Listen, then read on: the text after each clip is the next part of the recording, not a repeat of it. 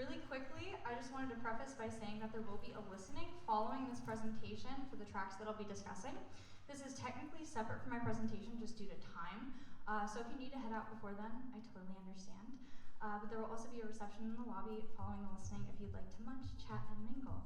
But without further ado, here's my presentation. My name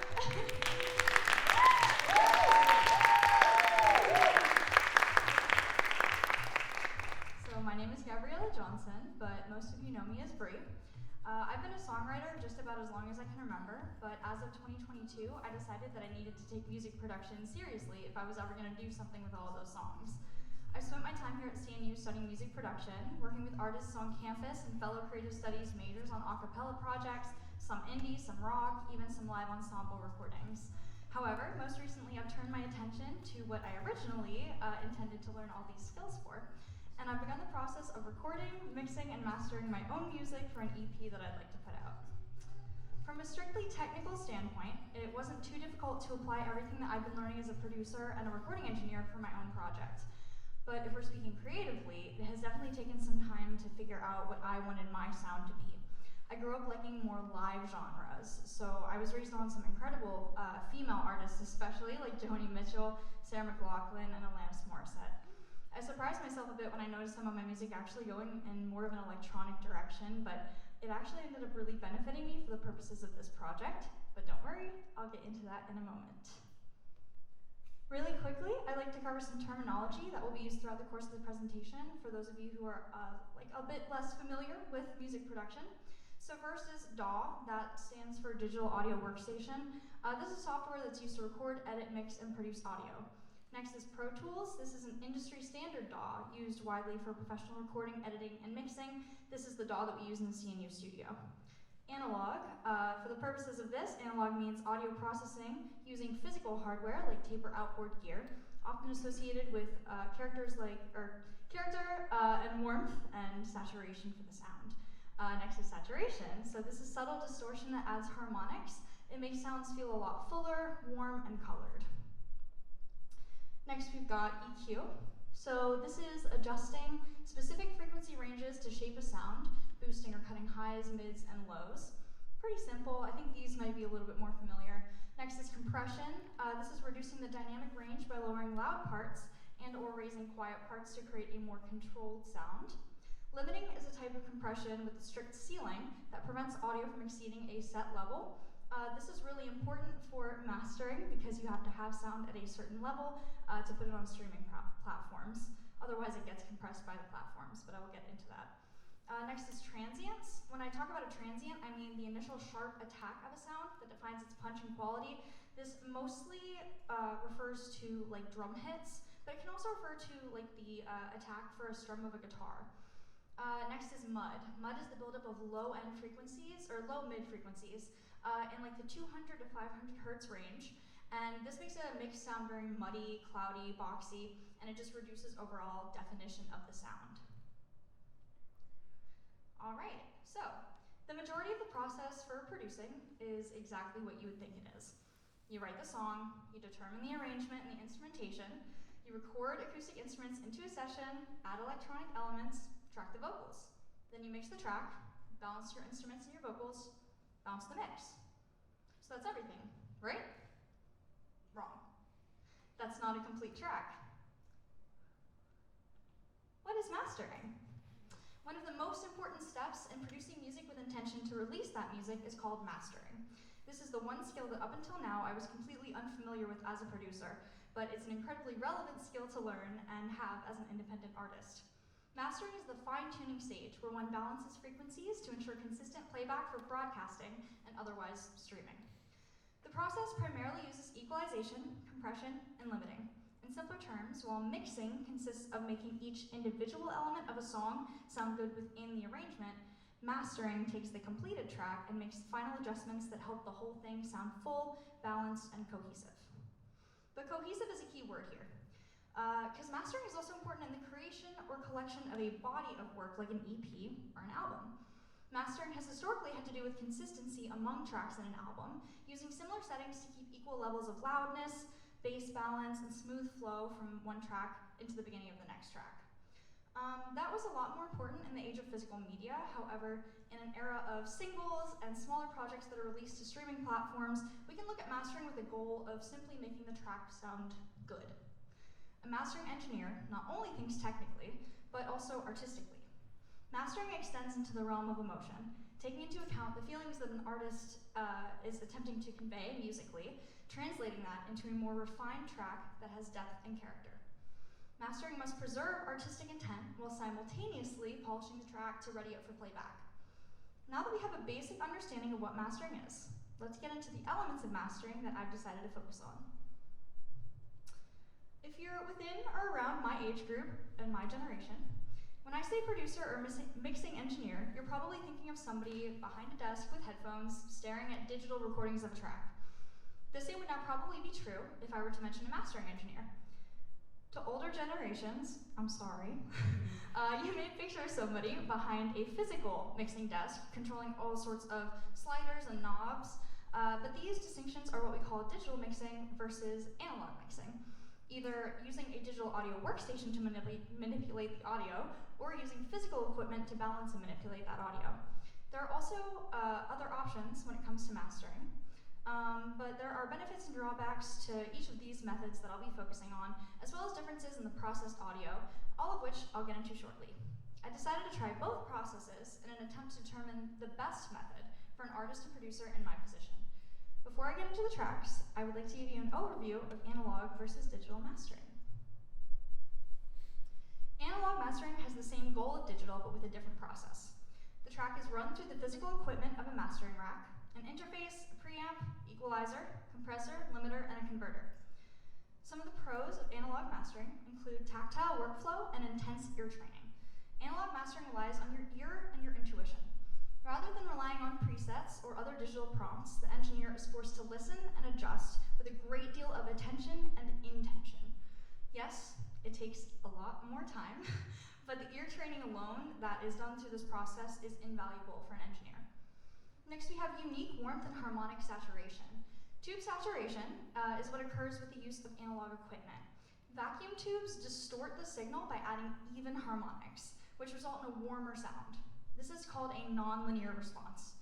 As saturation begins, when tubes can't proportionally increase, amplified audio signal and waveform peaks are then rounded, which is also known as soft clipping. I'll get into that a little bit later. The asymmetrical tube distortion results in a sound with more complexity and character, opposing the sometimes described as sterile sound of digitally processed audio. Also with analog equipment, we have transformers. These are big. Transformers are found in analog EQs and compressors, and they add low-end thickness and harmonic color. Oh. We also have controlled low and high ends without any harshness. Tube saturation leads to smoother highs and slightly enhances the low body. Last, we have a cohesive sound. One thing that analog mastering does incredibly well is acting as glue. Because the signals are passing through the same circuitry, a natural blend occurs for the sound, leading to a final track that feels a lot more cohesive with less processing. Some of the cons of analog mastering include how time-intensive it is. Manual signal flow is just naturally bound to take longer with routing, patching, setup, and then adjusting, in comparison to the ease of instant routing in a DAW.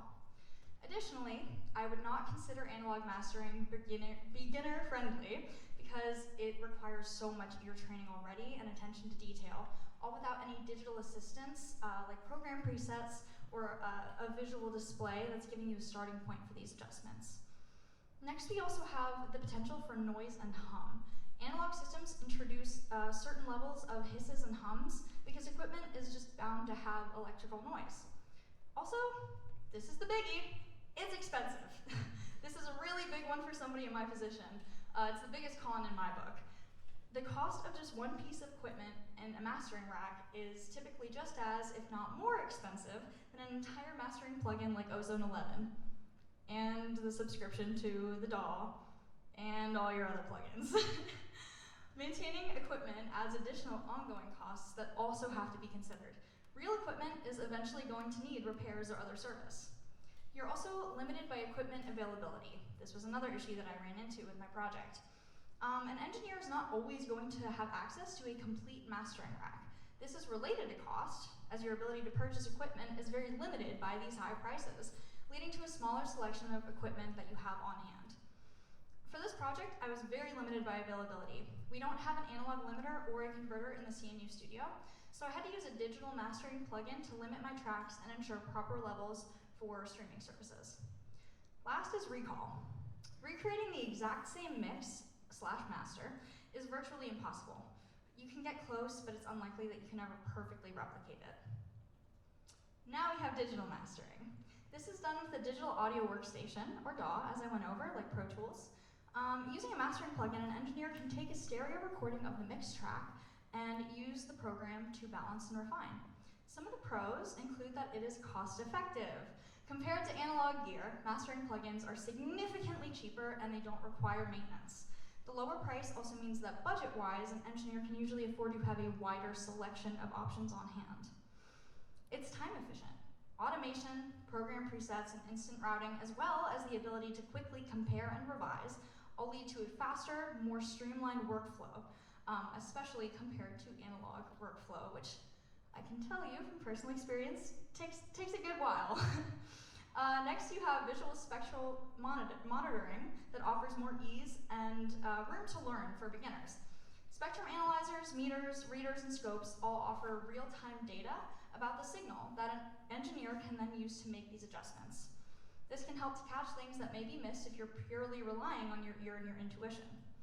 This also makes digital mastering a more beginner-friendly process for inexperienced mastering engineers, hence why I started with my digital masters. Next is precision. Digital mastering allows for extremely delicate and exact adjustments in EQ, compression, and limiting. Next is clarity.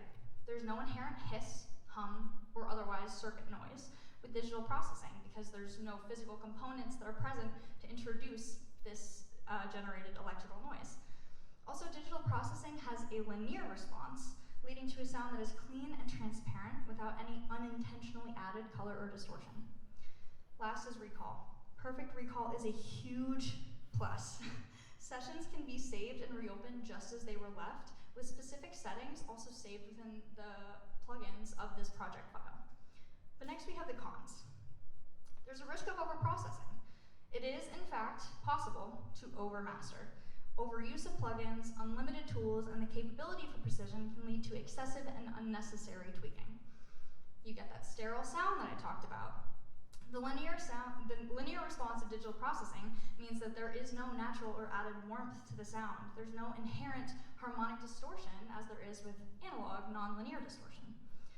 Additionally, the lack of naturally smooth transients can then mean that instrumentation sounds kind of artificial, or it just generally might not sound as musical as it can feel with very subtle analog distortion.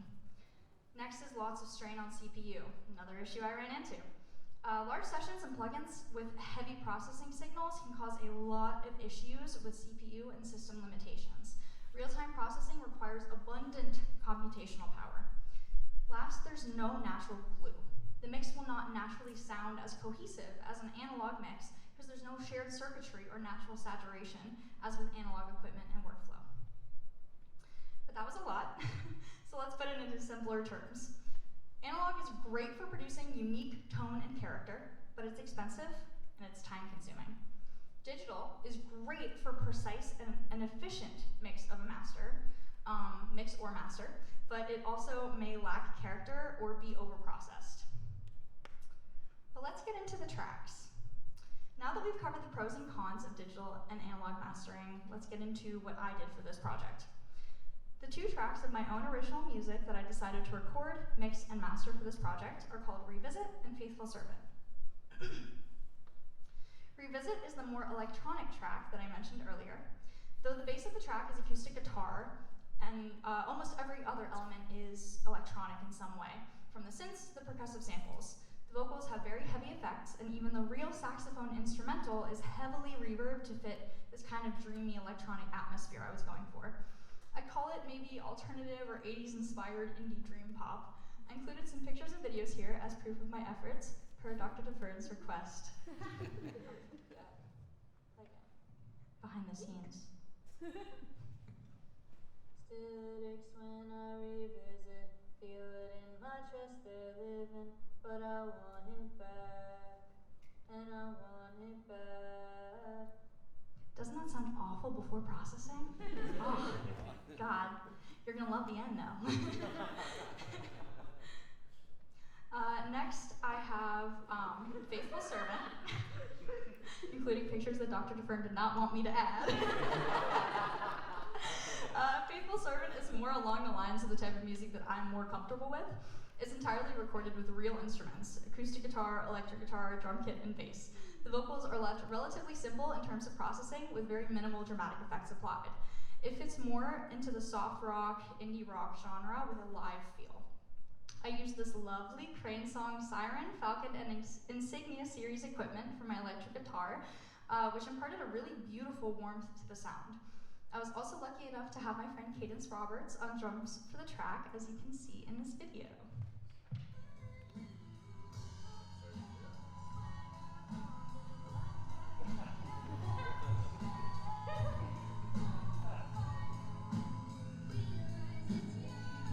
Super fun recording together. I had originally intended to digitally master Revisit and analog master Faithful Servant. This is because digital mastering tends to fit the sound and vibe of electronic music better due to the clean sound design and tightly controlled elements like synths, kick, and bass. Additionally, the transients of the percussive elements are preserved better by digital processing and tools, while analog saturation just naturally softens.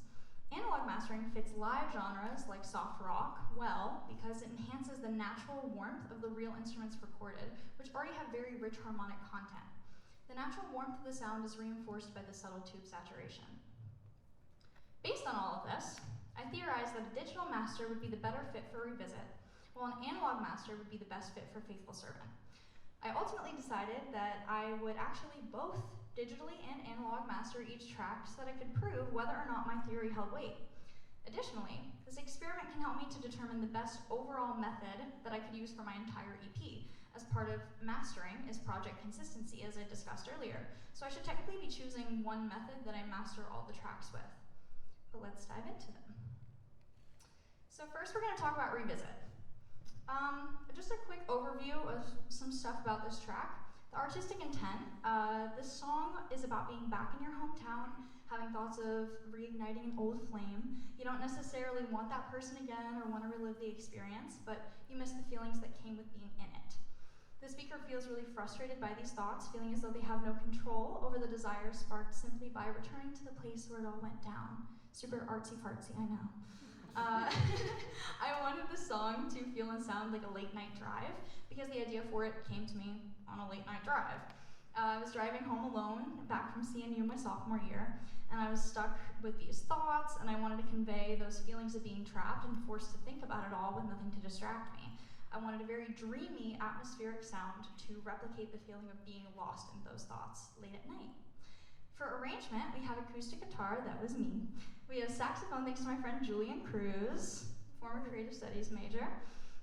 We have mostly programmed percussive samples, except for cadence on acoustic hi-hat and snare, because I was craving a more natural sound than the triggers that I had been using previously.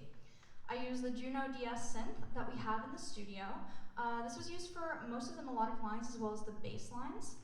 I used a synth pad sample that I found, which you won't really hear in the clips during the presentation, but you'll hear it at the end. It's mostly present at the beginning, but it actually does carry all the way through. And then voice and harmonies, that was all me. Some things that I asked you to listen to before we listen to the clips of this track are, is there relative dynamic consistency between the parts? Does anything sound muffled? Is it too harsh or too sharp? What sounds muddy? Roughly what range might that be sitting in? And what do you feel could be better or more refined? Keep those thoughts with you as you listen.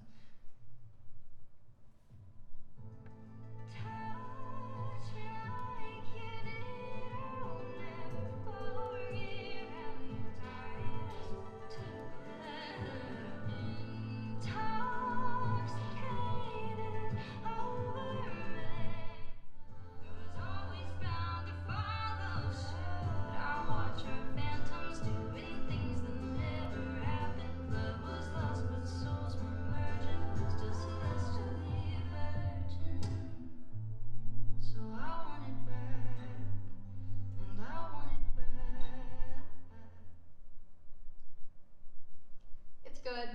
not perfect and it's not ready to stream. So here's some issues that I had with this mix that I really hope to refine in the mastering stage. First was dynamics. Popular music in the modern era usually has very consistent dynamics to ensure consistent playback across all systems and platforms. Historically, this also had to do with radio and commercial standards for loudness. The intro to this track is extremely quiet in comparison to the louder parts of the song, and it's too wide of a gap in volume. The whole first half of the song is visibly softer than the second half of the track. The breakdown in the bridge also decreases in volume, so I just have to balance this all out. Next, I have mid-range mud. This was my biggest struggle with the track, as Dr. DeFern could tell you. My biggest struggle was the mid-range mud caused by all of the synths and mid-range heavy instrumentation in general, from the synths to the guitars. It's just a lot in that range. As I said earlier, mud is the lack of clarity caused by overlapping frequencies, of which there were many here. Worst of all, the mud caused by the synths and the guitar overlapped with the frequencies in my voice and reduced the clarity. So I need to cut the mid-range mud and balance out the frequency spectrum. As I just said, vocal clarity. Mid-range mud covered up my voice a bit, and I want my voice to sound relatively forward and present without harshly sticking out, so much that the track loses cohesion, but it does need to come forward. Next is bass. So this track is gonna need some bass control so that even when it's listened to with subwoofers, the sound is balanced and doesn't overpower the rest of the frequency spectrum. If you're listening to my track in your car and you have subs, I'm not trying to blow out your windows. I will not pay for that. I don't have the money, that's kind of the point of this. Last is spatial effects. Because I kind of want a dreamy atmosphere to mimic the feelings of being lost in thought, I need to see how I can make this sound bigger and have just a surrounding kind of feeling. So here's where we fix those issues that I want to address. I mainly use the mastering plugin Ozone 11 in Pro Tools for my digital mastering, and let's just say that the Ozone plugin help guide was my very best friend for a couple months. Here's my processing chain for my mastering track. And I'm going to cover functionality while also explaining how I used each tool to adjust and correct some issues. So first I started with Neutron, separate from Ozone 11. This is actually usually used for mixing regular tracks. Before I had decided that my mix was ready to bounce, I had gently adjusted each frequency range in this Neutron EQ on the master track to get a balance I felt happy with before I bounced my final mix.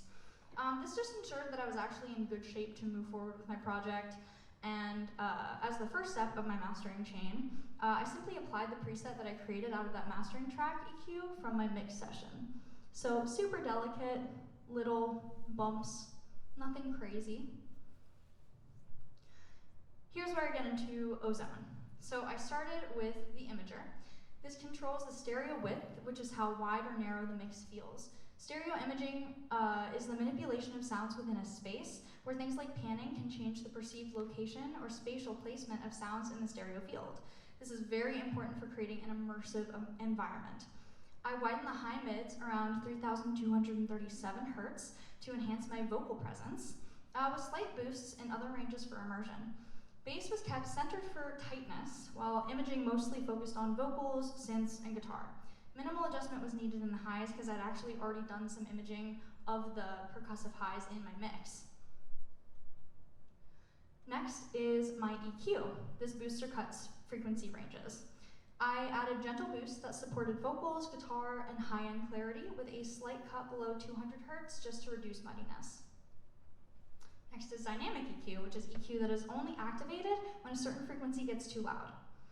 I had a little cut around 250 Hertz, which controlled mud, as well as preserving the punch from the kick and the bass that sat in that range. Additional low-end control kept those elements balanced without overcutting. Next is dynamics. This is multi-band compression controlling loudness across frequency ranges. This was focused, for me, on taming my low mids to prevent anything overpowering the mix. A -1 decibel limit helps meet the streaming true peak standards, which I will get into a little bit later. Next is impact. This is a microdynamic processing plugin that enhances transients and punch, like from the drums, the drum hits and the attacks of the strums of the guitar, kind of like I was mentioning earlier when I talked about transients. I boosted low and mid-range transients to emphasize drum hits and guitar strums, while leaving my highs mostly untouched to just maintain balance. Next is the exciter. I like this one. This adds harmonic distortion to individual bands to make the sound richer, warmer, and fuller or brighter. I use this actually very sparingly for this track to avoid over-thickening because I already had a very thick sound. But I just added slight saturation on the bass for some like grit and power. Next is clarity.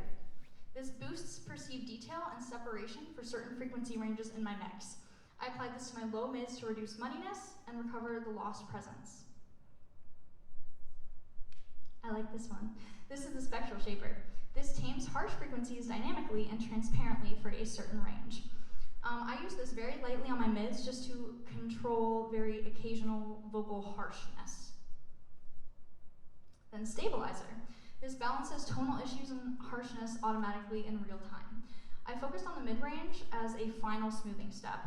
The thing about the stabilizer is I think of this kind of like a proofread before I submit the final, because I can actually visually see when and where my mix needs some adjustments, meaning that I can also go back to my previous steps and tweak accordingly so that the stabilizer actually has less to do. This is like your last ditch option.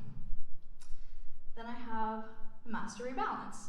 This adjusts the levels of either vocals, bass, or drums in the full mix without actually having to go back and remix your whole track. I slightly boosted vocals, about 1 decibel, super delicate, to restore balance after making mid-range cuts. Then I have the maximizer. This is the final loudness booster and the limiter that raises volume and prevents clipping. This tool is also used to ensure that the track fits the -14 left target loudness specification for tracks that are released onto streaming services like Spotify or Apple Music, although I think Apple Music is actually -16, but they have a -1 decibel true peak. The true peak is the absolute peak level of the signal, and following the true peak standards ensures that there's not going to be any digital to analog conversion distortion. I use this to add upward compression that lifted the quieter parts without doing anything to the louder parts, and soft clipping to smooth out my peaks, and transient emphasis to preserve the attacks, with an input gain of about +6 decibels to hit the loudness target of -14 lefts for Spotify. So after all of that, here's a little bit of what we're left with. I'm going to start by playing you the original mix so that you can just get that back into your ear, but then I'm going to follow it with the digital master. Touch me like you did, I'll never forget how you tied us together. Intoxicated over rain. I was always bound to follow suit. I watch our phantoms doing things that never happened. Love was lost, but souls were merging, still celestially virgin. So I want it back, and I want it back. Alright, now the digital master. Touch me like you did, I'll never forget how you tied us together. Intoxicated over rain. I was always bound to follow suit. I watch our phantoms doing things that never happened. Love was lost, but souls were merging, still celestially virgin. So I want it back, and I want it back. Okay, so we can clearly hear that the overall loudness of the track has been maximized. The transients are present, the mid-range mud has been cleared up a good bit, and the vocals are more present in their forward. It's a very clean sounding master, especially when listening to the presence of percussive elements in the highs. But now we gotta get into the analog master. So for analog mastering, let me really quickly run you through my rack setup. This was built just for me. We've got an interface and preamp, of course, but the fun starts with the solid state logic fusion. This is an all analog stereo outboard processor that's created for the modern hybrid studio. This means that it is a singular unit which controls and combines multiple processes. Its controls are designed to offer a perfect combination of character, depth, and clarity for a mix. Then I use the JDK dual channel EQ R24. It's not technically for mastering, but it does the job. As I discussed earlier, mastering equipment typically has controls with smaller decibel ranges for subtle adjustments. Seeing as the JDK controls go to plus or minus 12 decibels, tweaking EQ required a very steady and gentle hand. I never adjusted the EQ controls past the 3 decibel notch for any range. 3 decibels is about the maximum range that you're gonna get for adjustments with most mastering plugins and equipment. So the 12 decibel to 3 decibel, it's pretty significant. I don't really want to go outside of my 3 decibel range for boosting and cutting with mastering. Lastly, I have my Warm Audio 2-channel VCA bus compressor. This offers stereo compression with selectable analog color. A bus compressor is different than a standard compressor because it has the same controls applied to both channels of the stereo mix. It's important to note that the process for analog mastering looks a bit different than the digital mastering process, as it's done in rounds rather than all at once like with the digital master. So I started with my digital mastering ozone EQ settings as a blueprint to guide me through the first round of edits on the JDK 24. I didn't have the same kind of detail control though, so I used a very light hand for every adjustment I made, not necessarily following the exact gain boost or reduction values for each frequency that I balanced. I decided to engage the transformers on both the SSL Fusion and the Warm Audio bus compressor so that I could really take advantage of that beautiful analog warmth. The SSL Fusion. Can you tell I like it? On the SSL, I found that I really loved the sound of increasing the drive and lowering the density controls. While I liked the saturation of the drive, the density was just actually not really necessary to, oh my goodness, it was actually not necessary to crank up in the same way, as there was no need to raise the overall level of my signal. I kept a low density and a medium to high drive as I tweaked. Lower density settings add richness to a mix, while a higher density setting would lead to a lot more prominent odd harmonics rather than the even order harmonics. And if you remember from earlier, enhanced even harmonics are the ones that produce a warmer tone. Unfortunately, when the vintage drive is engaged, there is a level of hiss that is introduced, but it's an integral part of the saturation effect provided by the circuit. Next is the Violet EQ. This is just shelving filters for the high and the low ends. I mostly use this to make some very gentle cuts to the highs and lows and to tame anything in those ranges that was just too harsh or too loud for the balance. There is a high frequency compressor, but I ultimately did not end up using this because I actually had managed to tame my highs pretty well with my EQ settings and in the mix. Then there's stereo image. The stereo image here functions just like the imager and, well, not just like, but it functions like the imager in Ozone that we already discussed. Width widens or narrows the stereo image, so I increased the width for that spacious sound I said I was going for. The space control allows for boost or cut of side signal bass frequencies. While there is typically kind of a rule that bass should be kept central and relatively tight in your mix, playing with the bass and the side signals can create a very interesting sense of depth, so I wanted to play with it. I increased the space control by about 4 decibels to further add to this atmospheric effect that had already been played with quite a bit so far in this song. Last, we've got the transformer. The circuit is going to add warm, low-end harmonic content with a very subtle, slight top-end phase shift. As I discussed earlier with the pros and cons of analog mastering, transformers do give us that beautiful, natural, and warm sound of a mix that aids with creating cohesion, glue, and a more relaxed listening experience. For Revisit, I really wanted as much analog warmth as possible, so I engaged the SSL transformer as well as the Warm Audio transformer later on. Next is the JDK dual channel EQ. As I said, I started by using my EQ settings from my digital master as a roadmap, and I made most of those tweaks using the JDK, because I could use these knobs to filter by certain frequency bands for each range, like the lows, low mids, high mids, and the highs. I already had a pretty good master to work with after these edits, but the voice was just a little bit buried, so I decided that would be what I fixed on my round 2.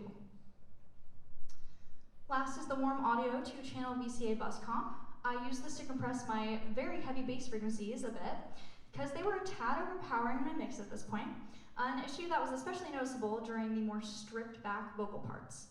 I did my heaviest compressing on the first round of mastering edits, and then adjusted before round 2 in order to avoid any excessive and audible overcompression.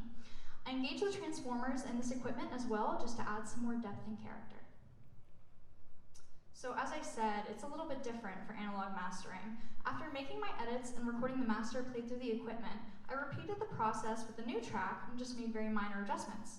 I liked the instrumentals a lot, actually, but my voice got very buried when I was bringing out certain mids in the mix. So for my second round of mastering, I dedicated it simply to fixing where my voice sat. So I played with my own voice's presence peaks a little bit and enhanced those frequencies to bring my voice back. I recorded round 2, threw it into Pro Tools, and then used Ozone 11 for limiting. This is the final product that I was left with. I am going to refresh your memory with a digital master first so that you can hear what the differences are between the two.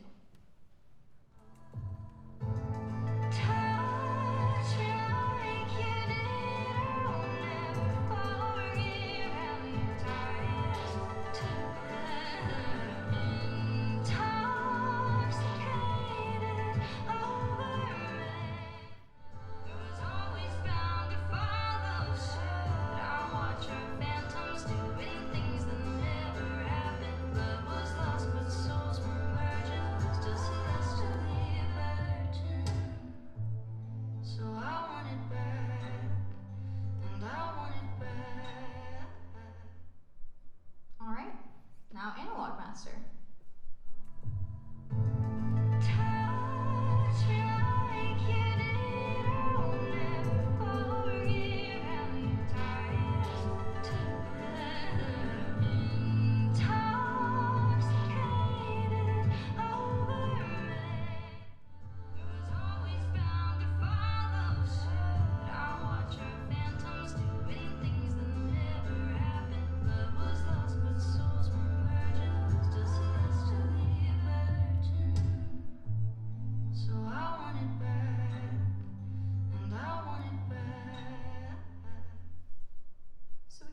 Sounds warmer overall, especially compared to the digital.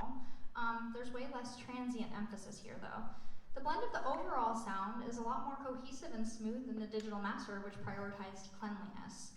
The bass feels even more present here than in the digital mix, likely due both to the imaging controls on the SSL being less precise, as well as the engagement of multiple transformers, introducing a lot of saturation. Speaking of saturation, there actually is an audible hiss at the beginning of the song during the synth pad intro, not provided in these clips. But unfortunately, as I mentioned earlier, this extra noise is just kind of inescapable, seeing as it comes from the physical equipment itself. But now the question is, what's better? The analog master or the digital master? I like the sound of them both, but they have slightly different vibes. Which one do we think better communicated my artistic intent? This is where it becomes a preference question, and it's one that I will, for now, leave you to ponder. Next, we've got Faithful Servant.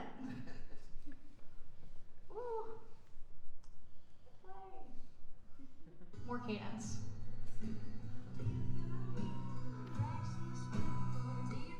I love bothering her. So, alright, for Faithful Servant, this is a much simpler track. I really wanted to let the lyrics do more of the communication with this song. The arrangement was acoustic guitar and electric guitar, both played by yours truly. Drum kit played by the lovely Cadence Roberts. We have Parker Hess, who's actually doing my audio tonight on electric bass. And then vocals and harmonies done by, guess who? So let's take a listen to my original mix. I can never be your person. You can never love me right. For something measured in forgiveness, this has been my longest fight. Do you feel my heat through the cracks in the split floor? Do you call it God when you know it's me? Walking in the fire.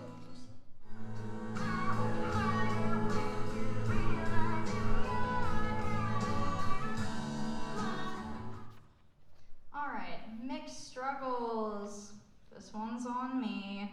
Due to some issues with my drum miking in my setup to record my lovely friend Cadence on kit, I ultimately ended up failing to really get the slap of the kick or the body of the snare. Therefore, I had to use drum triggers for the kick and the snare, which can be really tough to mix for genres other than metal, primarily because the tone of the drums is really meant to shape the sound, and it's all about the cohesion of the elements in the kit. So, now I'm using like half digital settings and half acoustic. That took some work. It ended up sounding fine though. We can thank Cadence for her wonderful playing. I had to use drum triggers, which were a little bit difficult. Just if you don't know what drum triggers are, they are small electric sensors that are attached to drums, the drum heads specifically, and then they send a signal to a module that allows the sound to be replaced with a drum sample based on the vibrations sent by the drum hits. I used a digital drum trigger plugin called Trigger 2 in Pro Tools, which literally does the same thing, just with the audio signal rather than the physical vibrations of the drum hits. Also, my vocal placement. It feels a little bit too bright and too forward.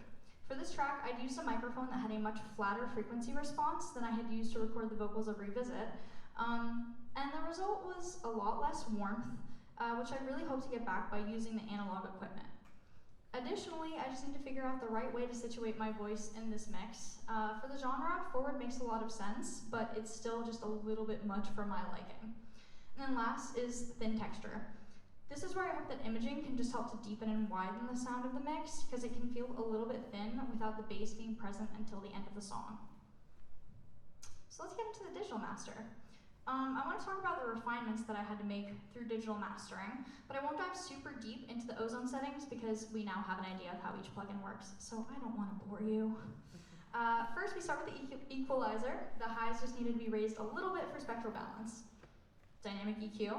I'm going to want to add some small low-mid cuts to control the bass at the end of the song, but additionally, I try to use this to help control some harshness of my vocals since my voice was already very forward in this mix. I use the dynamic EQ to help control the volume of my lower presence peaks for the moments when I just have louder dynamics, like for the last chorus and the outro especially. We've got dynamics, we've got impact, we've got the imager. Oh right, I do have to talk about this one. The imager.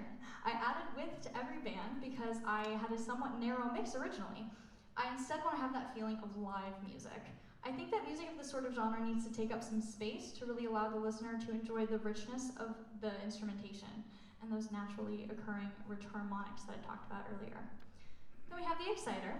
This is added warmth that helps with that more saturated analog sound without actually being done with analog equipment. Oh my god, it's almost like I can use analog equipment. We'll get there. And then I have clarity. I just use this to clean up some areas where the mids and the guitar and the vocals overlapped just a little bit and created some mud. Spectral shaper, master rebalance. After making some cuts to my voice in the EQ, I use the master rebalance to just bring my voice back into the foreground a tiny, tiny bit, like literally 0.5 decibel boost, which is technically not really going to be noticeable for a listener. It's about a 2 decibel boost or cut that becomes audible for most people, but it actually does help a little bit with the balance here. Audio engineer things. And then last is the maximizer. I only needed a plus 1.6 increase in decibels to bring my track back to the loudness compliance standards. I very slightly upwardly compressed to help with any spots that just needed a slight boost. So let's listen to the master track that all of this gave us, and I want you to consider what's sounding different and how the balance might have shifted. I am going to start once again with a little refresher. This is going to be a lot more subtle than the differences that we heard with Revisit, just as a warning, so let me refresh your memory. I can never be your person.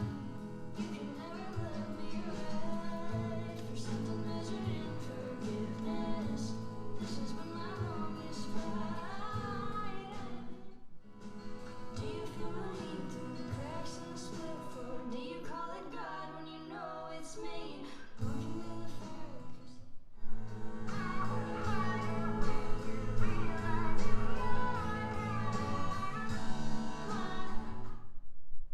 Alright, now let's take a listen to the digital master. I can never be your person. You can never let me ride for something measured in forgiveness. This has been my longest fight. Do you feel my heat through the cracks in the split floor? Do you call it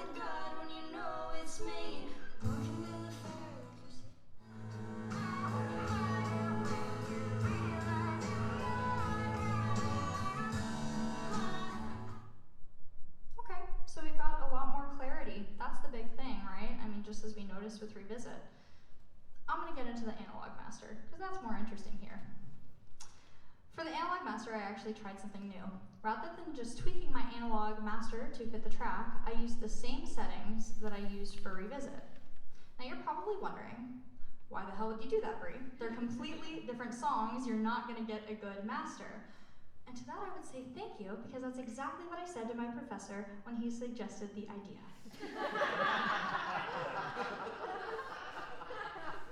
And then it clicked.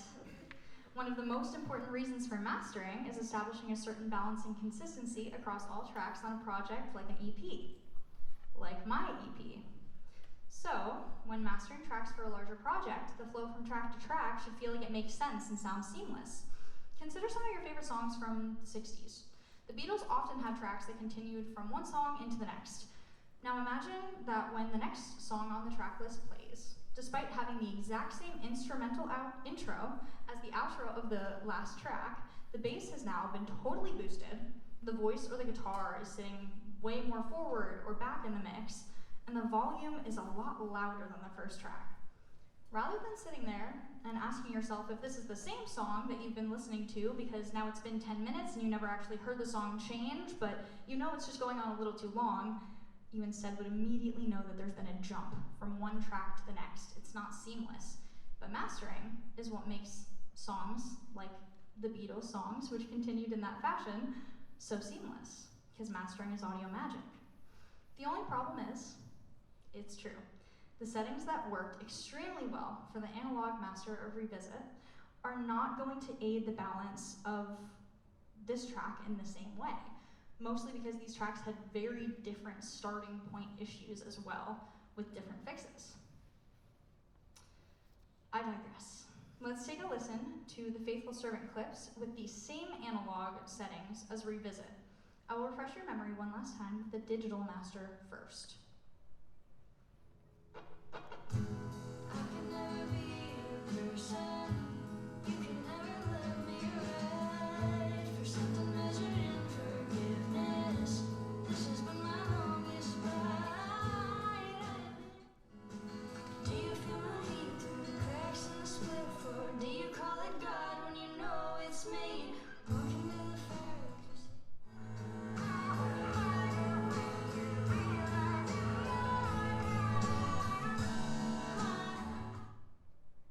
Alright, now we've got the analog master. I can never be your person. You can never let me ride for something measured in forgiveness. This has been my longest ride. Do you feel my heat through the cracks in the split floor? Do you call it God when you know it's me? Walking to the fire.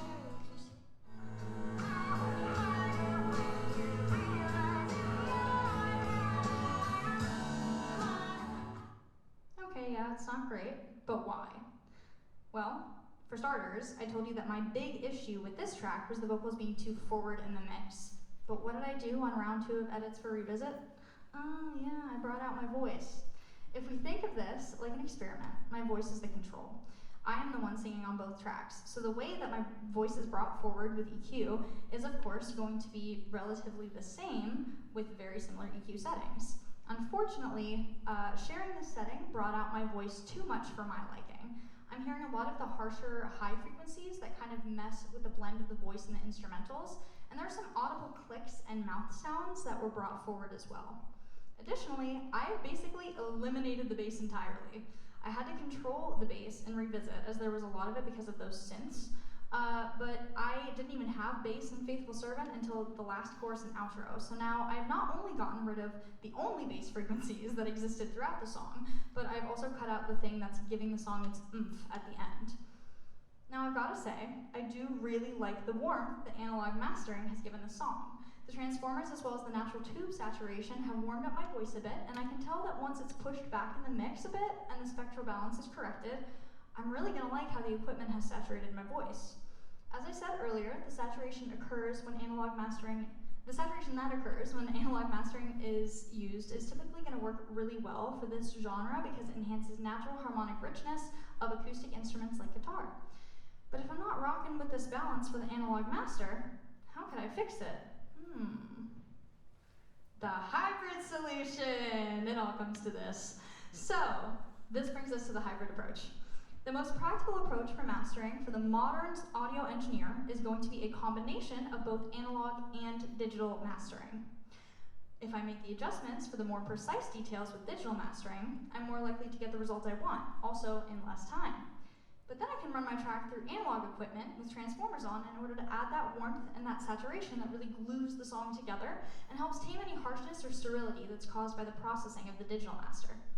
For my example of the hybrid approach, I actually decided to take that exact same analog master of Faithful Servant that didn't sound quite right, and I fixed it up with digital mastering. I had to bring the bass back in, push the vocals back in the mix, and tame a couple of the transients and highs and mid-lows, just to even, or the highs and the mid-highs, sorry, to even things out. And this is what I ended up with. I can never be your person. You can never love me right. For something measured in forgiveness, this has been my longest fight. Do you feel my heat through the cracks in the split floor? Do you call it God when you know it's me? Walking with a fire.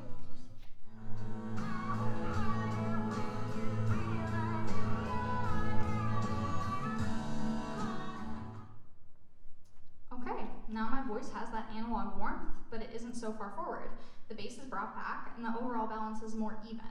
It's not bad, but it's not perfect, purely because the balance got so messed up with the analog master that I'm using to make these edits.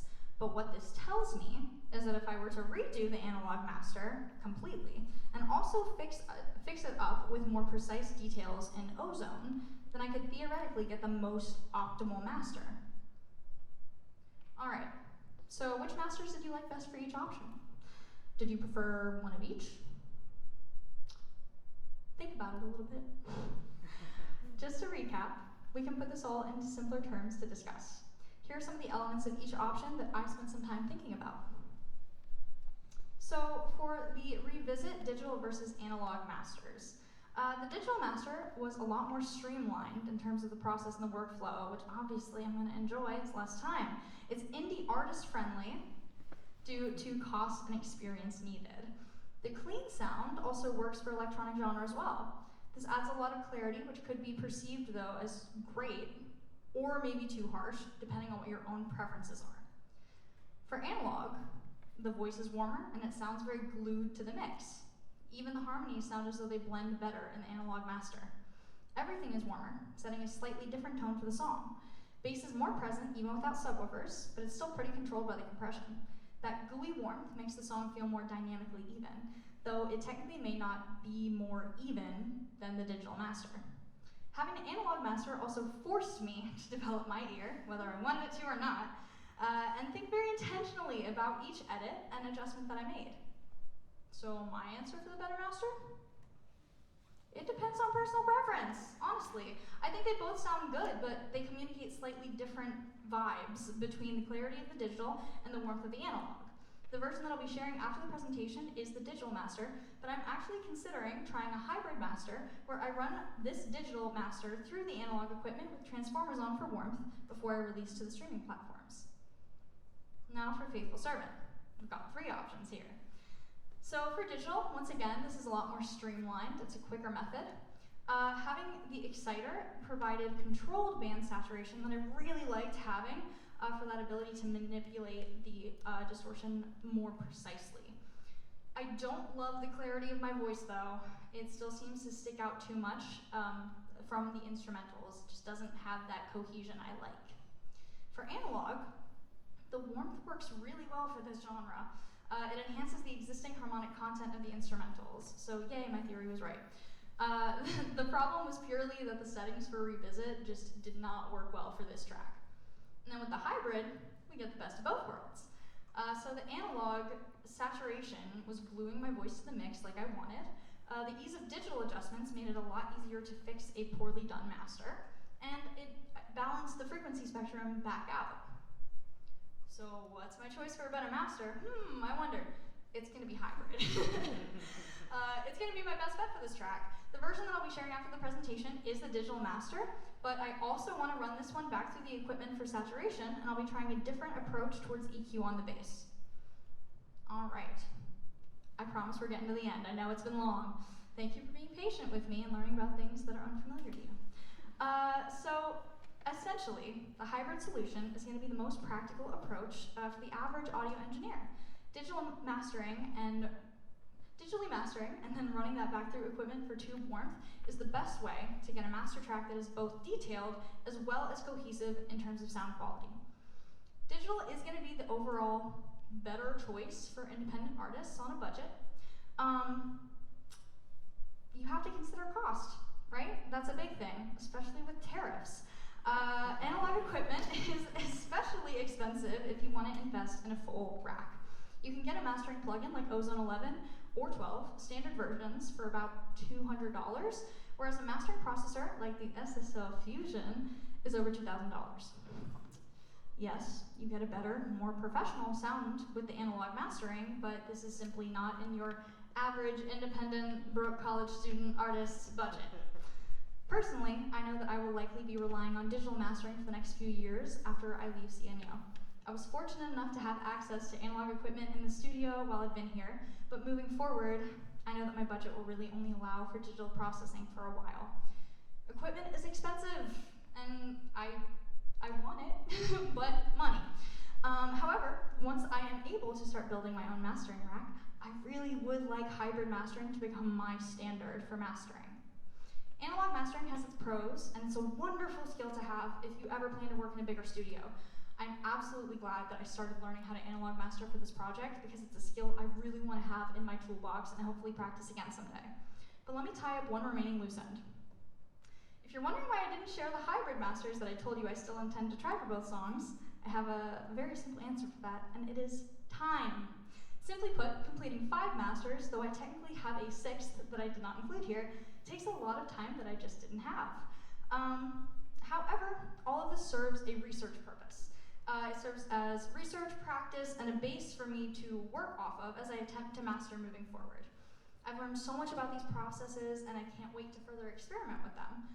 I plan to run my current digital masters through the analog equipment with similar settings to achieve that consistency I talked about between the 2 hybrids, as they will both be on the EP that I am still recording. However, I may also release the Revisit Digital Master as a single first. If you like classic rock, you're probably really familiar with the concept of remastering. There's nothing wrong with remastering a track down the line, even after releasing one version of the track. As one of my favorite YouTube engineers to watch, Glenn Fricker, has said, mixes are never finished, they're only abandoned. And I really like to think that applies to mastering too. At the end of the day, mastering for independent artists is less about the exact tools and more about the engineer's ability to make intentional decisions based on those tools. With my current path, I currently will be relying heavily on digital tools, but the knowledge that I've gained from working with analog equipment is invaluable, and it will continue to shape how I approach sound moving forward. No matter the setup, the goal remains the same: create a final product that translates clearly, emotionally, artistically, and professionally. Here are some sources that you can look into if you would like to know more about mixing and mastering, and thank you for coming.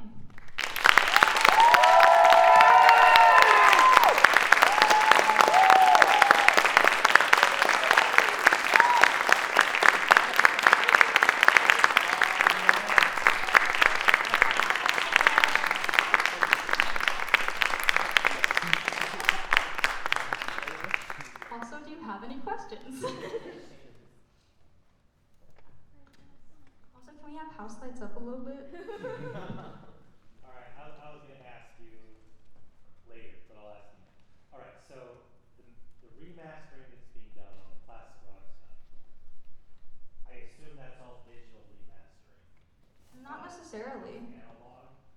Because like 1970s it had to be analog, right? Yeah, so it was analog back then. It's not necessarily being done digitally now. You can remaster through analog equipment as well. The point is that you're taking, an original mix and you're mastering it in a new way. Okay. And the remastering, does that mean they're starting from the unmastered?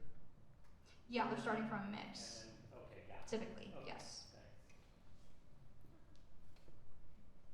Anybody else have any questions?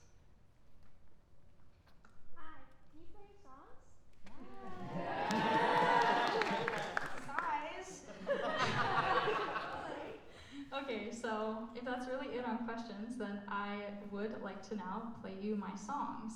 So once again, if we could have house lights up, please. Woo! I don't know if anybody's listening. Yes. Okay. So first I'm gonna play Revisit, and then I'm going to be playing Faithful Servant. There will be a reception after this. Feel free to mingle and talk now as you listen to my tracks. But thank you so much for coming.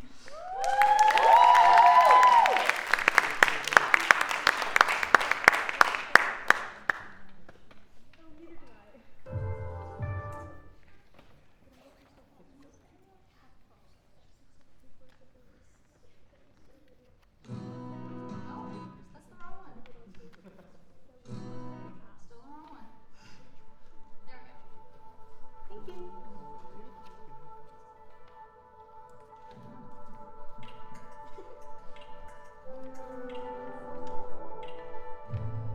Down old streets, always call my name.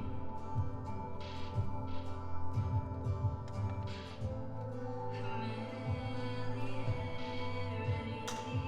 different framing.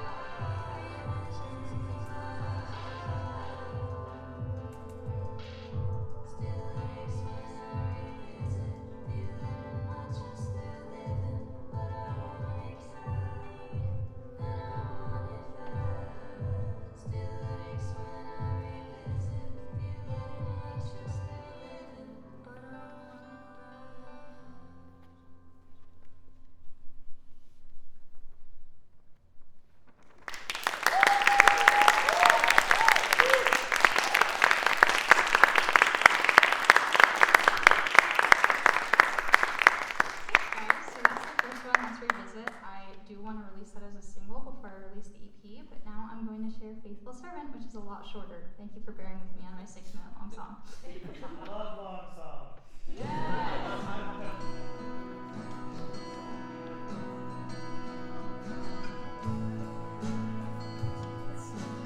Such a studio session.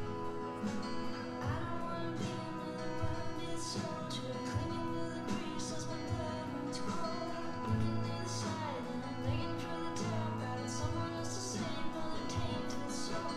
Heaven is a mindset, redemption of the flesh, but this could be the last time to free my chest, and you still won't hear me well. Kindness is a privilege, said I gotta earn it. Echo with a weekend and now imprint on my skin, ringing in my ears like wire creeping up the back of my throat. Isn't this electric? Shook my heart to rhythm. My sanguinary state is your savage catechism. Will you claim, will you breathe in? Nobody can take another beating soul. Please say it's done. I can never be your person. You can never love me right. For something measured in forgiveness, this has been my longest fight. I have been your faithful servant, just fucked it up a couple times. I think that I could be your person, but only in another life.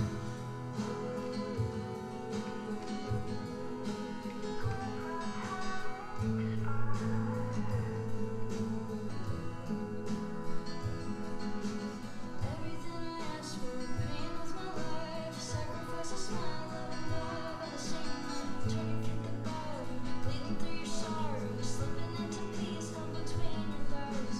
Then let me hear you're proud of this body that I gave, while believing that my hands don't bear your name. Best child for all mistakes. Do you feel my heat through the cracks in the split floor? Do you call it God when you know it's me? Walking to the fire like your savior is the firstborn, read between the lines of a prophecy. How can it evade you? Still warm, echoing the thunder of all your stones. So a price for throwing stones. Try exercise the ghosts of your creation. I want this home. I can never be your person. You can never love me right. There's something measured in forgiveness. This is my longest fight. I have been your faithful servant. I fucked it up a couple times. I really thought that I could be your person. Call me in another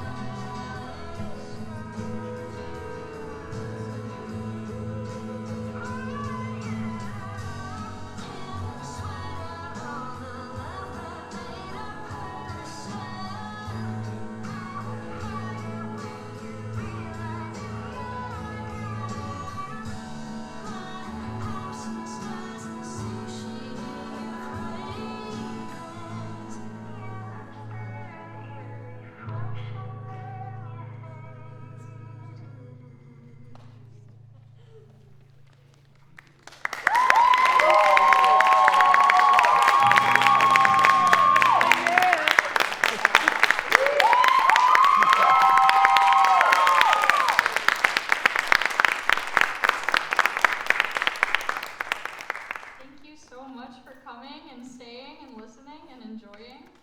My passion has always been songwriting, and I really hope to make a career out of that. I'm really, really grateful for the way that learning how to be an audio engineer and a producer has helped me actually turn the thoughts in my brain into sound. And thank you, Dr. DeFern, seriously, for everything. He's looking down, but I would not be here at this school still, I don't think, if it weren't for him, because he pushed me to actually believe in myself and in this career. And yeah, so thank you for coming. There's food out in the lobby, and I will be out there in a moment.